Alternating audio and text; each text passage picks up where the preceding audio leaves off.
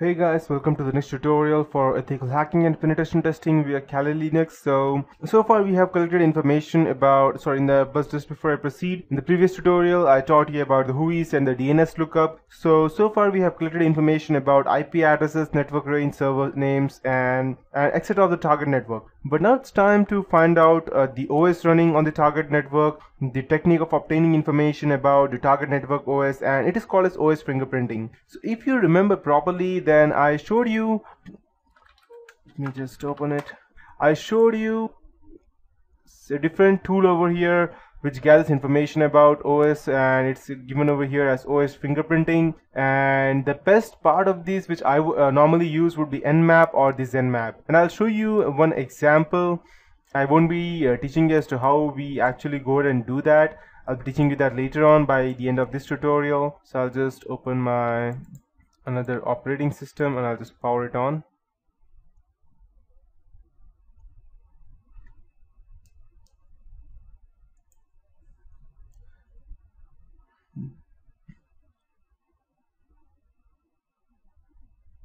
There are different tools except Kali Linux that allows you to gather information, although Kali Linux has a better one. But still, if you are not using Kali Linux for some reason, then there is a netcraft.com site, and you can go ahead and type the domain name of your target network in and which site it's running, and it will give you the domain name along with the operating system running on it. So I'll just go ahead and show you one example for that.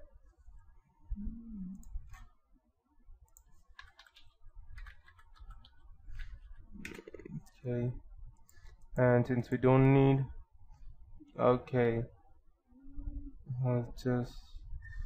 let's take a look, and I'll just go ahead and type out over here, search, let's check Microsoft.com. Let's check if I'm able to get that.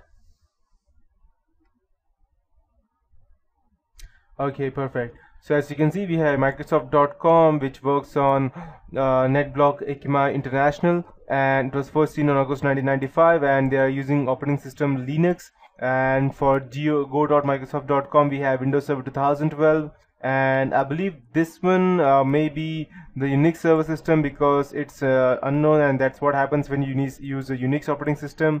It is unable to detect because it's not Linux or Windows. That's the reason. Then as you can see that we have all the names of operating system and that they are using currently right now. So this is just an example, but you can do the same thing using Kali Linux as well. And there is another search engine which is quite famous, which is the Shodan search engine. I'll just type Shodan HQ. Okay, perfect.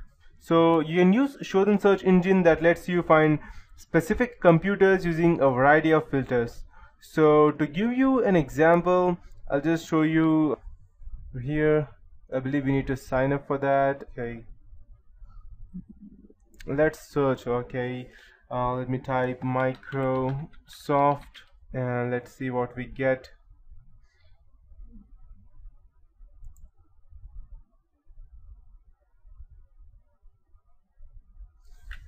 Okay, so let me check.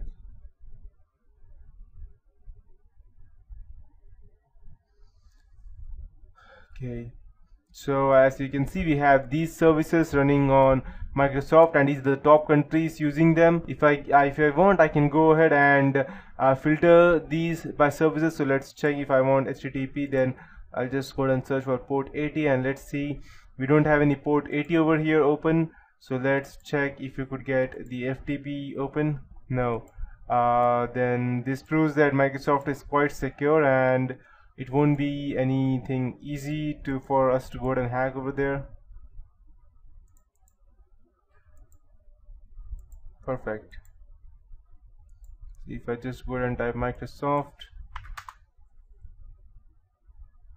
perfect. If I check the HTTP one, none. HTTPS, perfect. So this shows that Microsoft is quite secure since we are unable to get any open ports in that. But if you go ahead and check some random or newly developed website, then they may not be that strong and they may give you out open ports, and if you find the open port, then you already have a jackpot for that. and you can easily go ahead and gather as much information that you want. So this is one example, but we also have trace route, and finding the route of the target host is necessary to test against the MITM attacks. And MITM means man in the middle attack, and it is also called as monkey in the middle attacks and other relative attacks. Therefore, you need to find the route of the target host in the network. This can be accomplished with the help of trace route utility provided with most operating systems, and even Windows has that. It allows you to trace the path or the route through which the target host host packets travel in the network. Trace route uses the ICMP protocol concept and the TTL, that's time to live field, of the IP header to find out the path of the target host in the network. The trace route utility can detail the path IP packets travel between two systems. It can trace the number of routers, the packets that travel through, the round trip time during the duration in transiting between two routers, and if the routers have DNS entries, name of the routers, and the network affiliation, as well as the geographic location. So this is quite useful for a hacker, and much more than I can say as useful, because they almost will have all the details. And it sends out a packet for the destination specified. So, and this utility helps to reveal the IP address of the intermediate hops in the route of the target host from the source. So I'll show you an example. Let's check if I can run this over here. And so let's go ahead and ACERT tracert 216.239.36.10. okay, tracert, it's unable to recognize that. Let me check. Okay, let me check. I believe I need to start that as the administrator. Perfect. And if I'm going to check, let me check. Okay, perfect. So I'll just type tracert 216.239.36.10. so let's check how many hops do we get.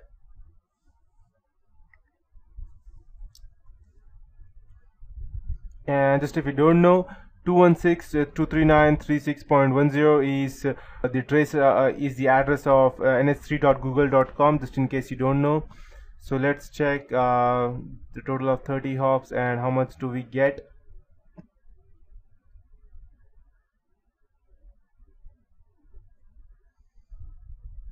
As you can see, these are the IP addresses as to and the fourth one got timed out. So this shows that from which IP address and from how it is actually traveling.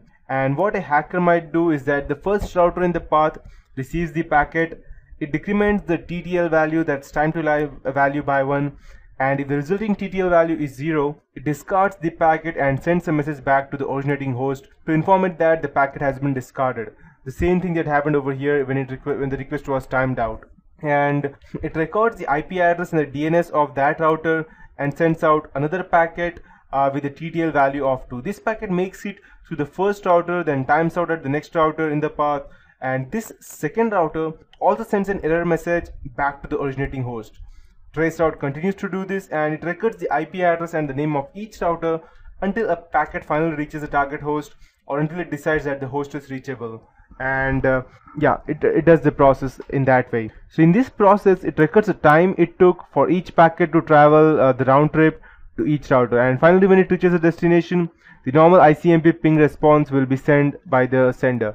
That's what it happened when Google.com sent it back over here. As you can see, that these are the milliseconds that it took for it to go ahead and respond.